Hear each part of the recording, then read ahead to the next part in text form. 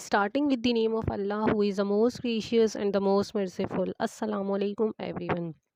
आज की इस वीडियो लेक्चर में हम क्लिनिकल फार्मेसी पे बात करेंगे और रैशनल यूज़ ऑफ ड्रग्स पे बात करेंगे। बेसिकली क्लिनिकल फार्मेसी को समझने से पहले हम क्लिनिकल वर्ड पे बात करते हैं कि क्लिनिकल वर्ड की मीन्स क्या हैं और ये किस किस लैंग्वेज से जो है वो इस वर्ड को ड्राइव किया गया है और इसका मतलब क्या है। क्लिनिकल का वर्ड जो बेसिकली है वो डिफरेंट लैंग्वेजेस से ड्राइव किया गया है। फॉर एग्जांपल फ्रेंच लैंग्वेज में भी ड्राइव किया गया है इसको, लैटिन लैंग्वेज में भी, और ग्रीक लैंग्वेज से भी इसको ड्राइव किया गया है। तो इसका जो बेसिकली मतलब होता है वो यही होता है कि क्लिनिक लैटिन लैंग्वेज में इसका जो वर्ड है वो क्लिनिका से ये ड्राइव हुआ है और उसका मतलब यही होता है कि फिजिशियन जो है वो विजिट करता है पेशेंट की बेड की साइड पे और ट्रीट करता है। ये सिर्फ क्लिनिकल वर्ड की जो है वो मतलब है। और जो फ्रेंच लैंग्वेज में है और जो ग्रीक लैंग्वेज में इसके क्लिनिकल का वर्ड है वो ड्राइव तो किया गया, लेकिन उसका मतलब जो है वो सेम ही है। फिजिशियन विजिट करेगा पेशेंट की बेड की साइड और उसको ट्रीट करेगा। फ्रेंच लैंग्वेज में इसकी जो क्लिनिक वर्ड है उसकी स्पेलिंग थोड़ी जो है वो चेंज है, और ग्रीक लैंग्वेज में जो वर्ड है उसकी स्पेलिंग चेंज है, लेकिन प्रोनाउंसिएशन क्लिनिक ही पढ़ते हैं उसको। अच्छा क्लिनिकल फार्मेसी में क्या होता है? अब फार्मेसी हमें पता है आर्ट एंड साइंस होती है, ठीक है, डिस्पेंसिंग कंपाउंडिंग ड्रग्स की, ठीक है। तो बेसिकली क्लिनिकल फार्मेसी का मतलब क्या हो गया कि ड्रग्स को जो है वो हम पेशेंट की बेड की साइड पे जाकर जो है वो उसको डिस्पेंस करवा रहे हैं, प्रिस्क्राइब तो कर लेते हैं, खैर डिस्पेंसिंग कर रहे होते हैं, वो बेसिकली उनको एडमिनिस्टर भी करवा रहे होते हैं। रैशनल यूज़ ऑफ ड्रग्स पे अब हम बात करते हैं। रैशनल यूज़ ऑफ ड्रग्स में रैशनल का मतलब क्या है इसको समझते हैं, आइए। रैशनल वर्ड जो है वो बेसिकली लैटिन लैंग्वेज से ड्राइव किया गया है और वो जो वर्ड है वो रैशनलीज होता है, ठीक है।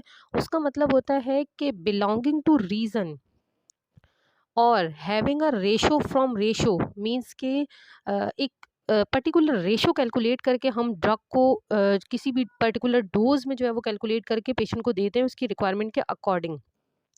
तो रैशनल वर्ड का मतलब ही है इसलिए, और रैशनल यूज़ ऑफ ड्रग्स में हम बेसिकली पढ़ते ही यही हैं कि prescribing the right drug to the right patient at the right time with the right dose through the right route of administration that is economical to the patient।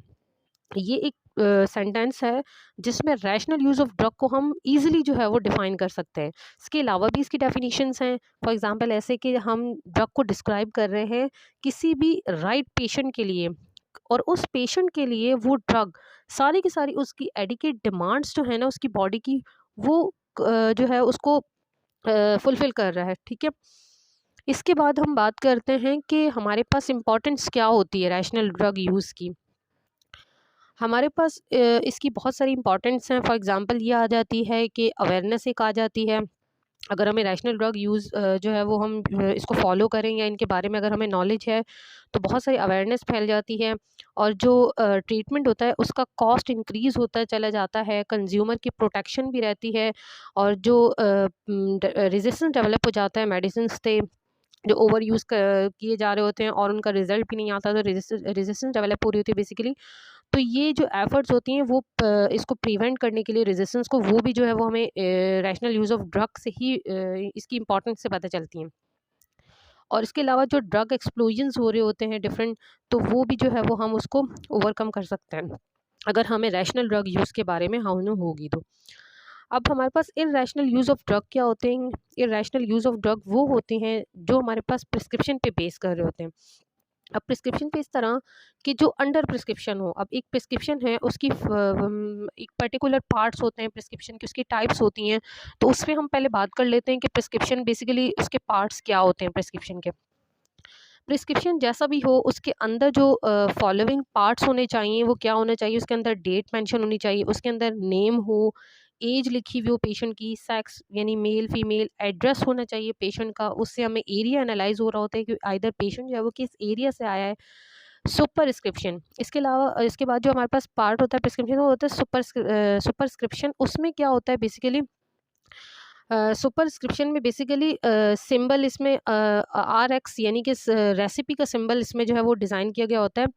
Inscription में क्या होता है बेसिकली, ये main part होता है prescription का। इसमें हमारे पास जो भी प्रिस्क्राइबर होता है, फिजिशियन होता है, वो ड्रग्स लिखता है, लिस्ट करता है, उसके साथ उसकी डोज भी लिख देते हैं और उसकी फ्रीक्वेंसी भी लिखते हैं, ठीक है। और इसके बाद आता है सिग्नेचर। सिग्नेचर जो पार्ट होता है प्रिस्क्रिप्शन का, उसमें बेसिकली क्या होता है कि हमारे पास उसके लिए एडवाइस होती है, उसके फार्मासिस्ट के लिए प्रिस्क्राइबर एडवाइस दे रहा होता है एक तरह से कि उस प्रिस्क्रिप्शन में कितनी डोज देनी है उसमें से। अब ऐसा तो नहीं हो सकता कि फॉर एग्जांपल लिखा हुआ है पैरासीटामॉल, तो हम पूरे डब्बे तो नहीं पैरासीटामॉल के देंगे, आगे पर्टिकुलर डोज लिखी हुई है, तो वो एक तरह से क्या हो गई, वो बेसिकली सिग्नेचर पेशेंट वो सॉरी फिजिशियन जो है वो फार्मासिस्ट के लिए एक तरह से एडवाइस प्रोवाइड करता है कि इसके अकॉर्डिंग दे। और फार्मासिस्ट की भी ये ड्यूटी होती है कि वो उस प्रिस्क्रिप्शन को देखे कि इसके अंदर सारे पार्ट्स मौजूद हैं प्रिस्क्रिप्शन के या नहीं है। अगर फॉर एग्जांपल सिर्फ पैरासीटामॉल लिखा है, उसके आगे कुछ भी नहीं लिखा हुआ, तो इस इट मीन्स कि वो प्रिस्क्रिप्शन जो है वो इरेशनल है, तो क्लेम करना चाहिए। इसके बाद एक और पार्ट आता है इसका रीन्यूअल इंस्ट्रक्शन। रीन्यूअल इंस्ट्रक्शन इसलिए नीड होती है, जैसे नार्कोटिक ड्रग्स होती हैं, ये जो बहुत बहुत ज़्यादा एंटीबायोटिक्स यूज़ करते हैं, तो डब्ल्यूएचओ ने एक रिकमेंडेशन दी हुई होती है, उसके अकॉर्डिंग इनको यूज़ करना चाहिए। जैसे फॉर एग्जांपल एंटीबायोटिक्स के लिए कहा जाता है कि 11% से ज़्यादा नहीं होनी चाहिए एक प्रिस्क्रिप्शन में एंटीबायोटिक्स मेंशन, ठीक है। तो इसलिए रीन्यूअल इंस्ट्रक्शंस भी देखनी चाहिए इन केस में एंटीबायोटिक्स में या नार्कोटिक्स में। और भी इस तरह की बहुत सारी ड्रग्स होती हैं, एंटी एपिलेप्टिक हो गई, एंटी साइकोटिक हो गई, इस तरह की एंटी डिप्रेशन वगैरह, तो इनके लिए जो है वो बेसिकली नीड पड़ती है कि रीन्यू होना चाहिए प्रिस्क्रिप्शन। ऐसा ना हो कि जो पेशेंट है वो सालों से एक ही प्रिस्क्रिप्शन चलाया जा रहा है और आगे से फार्मेसी जो है वो डिस्पेंसिंग होती चली जा रही है, दैट्स रॉन्ग। इसके बाद क्या आता है, सिग्नेचर होने चाहिए, एड्रेस होना चाहिए, रजिस्ट्रेशन नंबर होना चाहिए प्रिस्क्राइबर का, ठीक है। ये हमारे पास फॉलोइंग क्या हो गए, पार्ट्स हो गए प्रिस्क्रिप्शन के। अगर ये सारे पार्ट्स हो तो हम उस प्रिस्क्रिप्शन को रैशनल यूज़ कर सकते हैं। अगर ये पार्ट में से कोई भी एक ना हो तो वो प्रिस्क्रिप्शन हमारे पास अंडर प्रिस्क्रिप्शन कहलाएगा और वो इरेशनली यूज़ हो रही होती है उस तरह की ड्रग्स। इसके बाद इनकरेक्ट प्रिस्क्रिप्शन, मतलब वही अगर कोई मिस्टेक आ जाती है, ओवर प्रिस्क्रिप्शन मतलब एक्स्ट्रा एक्स्ट्रा भी ना लिखा हुआ हो, एक्स्ट्रा वीगन प्रिस्क्रिप्शन भी ना हो, मतलब मल्टीपल मेडिसिन भी ना हो, मल्टीपल प्रिस्क्रिप्शन भी ना हो, और ऐसा प्रिस्क्रिप्शन जिसमें कोई ऐसी ड्रग है जिसकी हमें पता है कि ड्रग की कोई एफिकेसी में ऑल्टर है, कोई प्रॉब्लम है, या वो प्रूव ऐसी ड्रग लिख दी है जो प्रूव भी नहीं थी, ठीक है, उस पर रिसर्च जारी है, तो इस तरह के प्रिस्क्रिप्शंस को रैशनली कंसीडर किया जा रहा होता है। अब हम चलते हैं फॉरवर्ड आगे कि ऐसे कौन से स्टेप्स हैं जिसमें हम एक इफ़ेक्टिव या एक रैशनल ड्रग यूज़ को जो है वो अचीव कर पाते हैं। इसमें हम सबसे पहले ये हमें पता होना चाहिए कि पेशेंट को प्रॉब्लम क्या है बेसिकली, मतलब उसको कौन सी डिजीज़ है उसके बारे में हमें पता हो। उसके लिए हमें एक पेशेंट की हिस्ट्री लेनी है, ओवरऑल डिटेल हिस्ट्री लेनी है। डिटेल हिस्ट्री लेने के बाद हम ड्रग हिस्ट्री भी लें पेशेंट से, कि आइदर वो पहले से कोई ले रहा हो ड्रग्स, किसी भी टाइप की ड्रग उस डिज़ीज़ के लिए, या इधर कोई अल्टरनेट डिज़ीज़ के लिए, तो वो एक अलग हिस्ट्री होनी चाहिए। फिर उसको प्रेजेंट कौन से चीफ कंप्लेन है, उसको उस वक्त अभी क्या मसला है, ये सारी जब हम चीज़ें लाइन से चलते हुए आते हैं तो हमारे पास एक रैशनल ड्रग यूज़ हो रही होती है। देन हमारे पास आता है सेकंड स्टेप के diagnosis. Diagnosis is a very important step. अगर हम डायग्नोसिस ही सही नहीं करेंगे तो हम ट्रीटमेंट कैसे सही सेलेक्ट कर सकते हैं पेशेंट के लिए, ठीक है। तो डायग्नोसिस एक्यूरेट करने के लिए हम फिज़िकल टेस्ट करें, ना कि हम अपनी सिर्फ सोच में ही जो है वो आगे ट्रीटमेंट स्टार्ट कर दें। हाँ, ऐसा होता है कि एम्पिरिकल थेरेपी स्टार्ट कर दी जाती है इन्फेक्शंस के केसेस में, जैसे एंटीबायोटिक वगैरह एंटीमाइक्रोबियल दे देते हैं, एम्पायरिक थेरेपी ब्रॉड स्पेक्ट्रम। लेकिन कोई और डिजीज़ भी हो सकती है और उसके लिए भी एंटीबायोटिक वाले के लिए भी एम्पिरिकल थेरेपी दे के कल्चर टेस्ट ज़रूरी होता है। फिर उसके अकॉर्डिंग जो उसकी इस कैटेगरी में आएगी एंटीबायोटिक जो उसको नीड होगी वो हम प्रोवाइड करेंगे। फिजिकल टेस्ट करना ज़रूरी होता है डायग्नोसिस के लिए। लैब रिपोर्ट्स जो है वो उसके अकॉर्डिंग मेंशन जो होती हैं डिजीज़ या कोई भी उसके अंदर जो भी बॉडी के अंदर कोई डेफिशिएंसी आ रही होती है उसके अकॉर्डिंग हम ट्रीटमेंट सेलेक्ट कर रहे होते हैं। इसके बाद आता है थेराप्यूटिक ऑब्जेक्टिव। थेराप्यूटिक ऑब्जेक्टिव की डेफिनेशन में हम ये कंसीडर करते हैं, फॉर एग्जांपल कोई भी डिजीज़ हो सकती है, हम यहाँ सपोज कर रहे हैं कि हम रेबोटॉइड आर्थराइटिस की बात कर रहे हैं, तो थेराप्यूटिक ऑब्जेक्टिव का मतलब ये होता है कि दो ऑब्जेक्टिव्स होते हैं, शॉर्ट टर्म ऑब्जेक्टिव और लॉन्ग टर्म ऑब्जेक्टिव किसी भी डिजीज़ की। शॉर्ट टर्म के लिए हम क्या अपने माइंड में रखते हैं कि पेशेंट का पेन रिड्यूस हो जाए, उसकी स्वेलिंग रिड्यूस हो जाए, फॉर एग्जांपल हमने आर्थराइटिस की बात की, तो ये दोनों हमारे पास शॉर्ट टर्म के लिए हैं कि ये जल्दी जल्दी होने चाहिए। लॉन्ग टर्म के लिए हम क्या उसको प्रोवाइड करेंगे कि रिलैप्स ना हो, दोबारा से उसको आर्थराइटिस हो ना जाए, या फिर उसको दोबारा से जो है वो हॉस्पिटलाइजेशन में ना आना पड़े, तो उसकी जो री हॉस्पिटलाइजेशन है वो रिड्यूस हो। ये लॉन्ग टर्म ऑब्जेक्टिव होता है हमारा।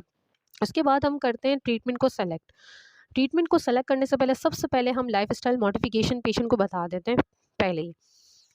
सिलेक्शन जब हम कर रहे होते हैं उसकी मेडिसिन अकॉर्डिंग टू उसकी जो भी लैब रिपोर्ट्स आ रही होती हैं, तो हम जो भी मेडिसिन ड्रग सेलेक्ट करते हैं उसकी सेफ्टी, एफिकेसी, कॉस्ट और ईज़ ऑफ एडमिनिस्ट्रेशन देख के पेशेंट को सेलेक्ट करते हैं। आइदर वो चाइल्ड है, आइदर उसकी एज एडल्ट में आती है, आइदर वो जेनेटिक में जाता है, तो उसके अकॉर्डिंग वो ड्रग यूज़ करते हैं। ट्रीटमेंट स्टार्ट करने के बाद हम क्या करते हैं, पेशेंट को 2 चीज़ें बताते हैं। एक होता है बेनिफिट, एक होता है रिस्क। अब ये दोनों चीज़ें पेशेंट को हम इन्फॉर्म कर दें तो बहुत ही ज़्यादा बेहतर होता है।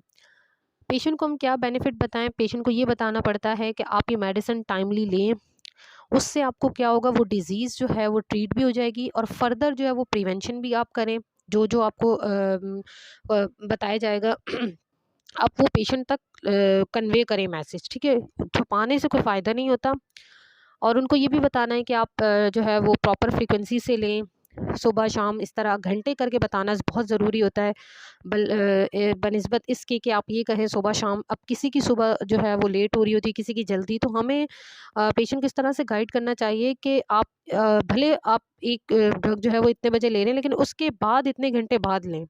फॉर एग्जांपल अब एंटीबायोटिक है तो उसको 8 आवरली लेना पड़ता है, भले वो सुबह 7 बजे ले रहे हैं, उसके 8 घंटे बाद अगर सेकंड डोज होगी, फॉर एग्जांपल ये। और पेशेंट को बेनिफिट में ये भी बताना है कि आप जो है वो हॉस्पिटलाइजेशन से प्रिवेंट रहेंगे अगर आप फ्रीक्वेंसी के हिसाब से टाइमली मेडिसिन लेंगे। रिस्क के बारे में क्या बताना है, वही adverse effects, side effects, contraindications, ये सब चीज़ें बताना ज़रूरी है, ठीक है। उसके बाद अब ट्रीटमेंट का रिज़ल्ट में हमने ये एक्सेस करना होता है, ये कैलकुलेट करना होती है कि जो हमने ट्रीटमेंट प्रोवाइड की पेशेंट को, उसका रिज़ल्ट क्या आया। उसको मॉनिटरिंग हम उसकी कर रहे होते हैं। बेसिकली 2 टाइप की होती है मॉनिटरिंग, उसमें एक्टिव मॉनिटरिंग और पैसिव मॉनिटरिंग। एक्टिव मॉनिटरिंग में क्या होता है कि हमें खुद ऑब्जर्व करना होता है थेरेपी ने वर्क किया पेशेंट में या नहीं किया, एक टाइम सेट करते हैं और रिस्पॉन्स चेक करते हैं। पैसिव मॉनिटरिंग में हम डिपेंड कर रहे होते हैं सिंपल पेशेंट के रिस्पॉन्स पे कि पेशेंट ने क्या रिस्पॉन्स दिया, मुझे कोई फ़र्क पड़ा नहीं पड़ा, इस तरह। अब थेरेपी की कंक्लूजन आती है आखिर में। थेरेपी की कंक्लूजन में हम ये देख रहे होते हैं कि अगर पेशेंट ने बताया कि मैं जो है वो जो भी थेरेपी थी उससे ट्रीट हो रहा हूँ, तो हम कंटिन्यू कर देंगे थेरेपी एक टाइम पीरियड तक। अगर थेरेपी ने इससे जो है वो वर्क नहीं हो रहा पेशेंट को, तो हम थेरेपी को चेंज करेंगे, ठीक है। इसके बाद हमारे पास ये आ जाती हैं चीज़ें कि इनएप्रोप्रिएट जो ड्रग यूज़ हो रही होती हैं या ओवर यूज़ जो हो रही होती है मेडिसिन, या फिर ऐसी मेडिसिन्स को जो यूज़ किया जाता है जो जो प्रिस्क्रिप्शन पे बेस नहीं कर रही होती। फॉर एग्जांपल वही एंटीबायोटिक्स वगैरह वो इरेशनली यूज़ हो रही होती हैं। इसके हवाले से एक साइंटिस्ट है इवान इलिच, इन्होंने अपनी बुक मेडिसिनल नेमेसिस में कहा कि इन्होंने अपनी बुक में एट्रोजेनेसिस के बारे में डिस्कस किया। उसका मतलब क्या होता है, उनके जो सेंटेंस थे मैं रिपीट करती हूँ। He clearly says that etrogenesis means wasteful use of medical resources is one of the serious problem that modern societies are facing. अब इन्होंने इसमें क्या बताया कि एक इट्रोजेनेसिस का कॉन्सेप्ट आ रहा है जिसमें क्या होगा कि मेडिकल रिसोर्सेज का वेस्टफुल यूज़ करेंगे, पेशेंट ओवर यूज़ करते चले जाएंगे। उनको ये अवेयरनेस ही नहीं होगी कि मैं ठीक हो गया हूँ या नहीं हुआ, या डॉक्टर ने अगर बाय मिस्टेक भी ज़्यादा दे दिए तो उनको आगे अवेयरनेस कोई देने वाला है ही नहीं, और वो वेस्ट फुल जो है वो रिसोर्सेज भी यूज़ किए चले जा रहे हैं। तो ये एक बहुत सीरियस प्रॉब्लम है जो सारी सोसाइटीज़ जो है वो फेस कर रही होती हैं। इसके अलावा भी बहुत सारे कॉजेज़ होते हैं जिसमें इनएप्रोप्रिएट ड्रग्स यूज़ हो रही होती हैं, जैसे पॉलीफार्मेसी। अब पेन के लिए लोग जो है वो एनसेड्स भी यूज़ कर रहे होते हैं और पैरासीटामोल तो कर ही रहे होते हैं। पैरासीटामोल फिर भी सेफ है, एनसेड में भी बहुत सारे एनसेड जो है वो एट अ टाइम यूज़ कर रहे होते हैं, that's not safe for patient. तो इस तरह मल्टीपल पिल्स लेना जो है वो जो प्रिस्क्राइब तो कर देते हैं फिजिशियन, लेकिन इनके साइड इफ़ेक्ट्स भी बहुत होते हैं। तो ये भी जो है वो बेसिकली इरेशनली यूज़ हो रहे होते हैं। पेशेंट कॉम्प्लायंस प्रॉब्लम कर रहा होता है, पेशेंट का इनकम पहले लो होता है, वो भी एक प्रॉब्लम होता है रैशनल ड्रग यूज़ का। लो बायो अवेलेबिलिटी मेडिकेशंस भी यूज़ कर रहे होते हैं, और सेल्फ मेडिकेशन तो बहुत ही यूज़ हो रही होती है, खुद ही जो है वो लिए चले जा रहे होते हैं कम्युनिटी फार्मेसी से। तो ये बेसिकली जो है वो कुछ मैंने इंट्रोडक्शन देने की कोशिश की है रैशनल ड्रग यूज़ की। तो उम्मीद है कि आप लोगों को ये ओवरव्यू जो है वो समझ में आ गया होगा। उम्मीद है कि अगले लेक्चर में फिर बात होगी और ये आप लोगों को लेक्चर समझ में आ गया होगा।